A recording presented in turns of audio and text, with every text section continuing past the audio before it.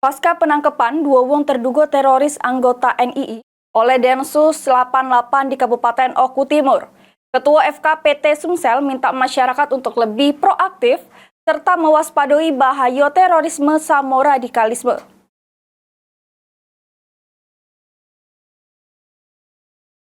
Densus 88 anti teror Polri ngeringkus dua terduga teroris di Kabupaten Ogan Komering Ulu Timur beberapa waktu liwat. Kedua terduga teroris tersebut merupakan jaringan kelompok negara Islam Indonesia. Nyikapi hal tersebut, Ketua Forum Koordinasi Pencegahan Terorisme Sumsel, Ahmad Romi Afriansyah ngungkap Sumsel sebelumnya jadi daerah yang zero terrorist attack.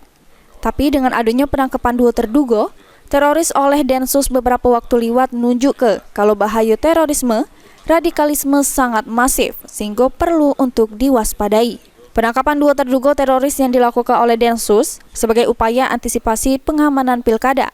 Selanjutnya pemerintah daerah, masyarakat, serta seluruh stakeholder dihimbau untuk selalu proaktif untuk mengantisipasinya. Nah, ini menunjukkan bahwa memang bahaya terorisme ini, bahaya radikalisme itu memang sangat masif sekali.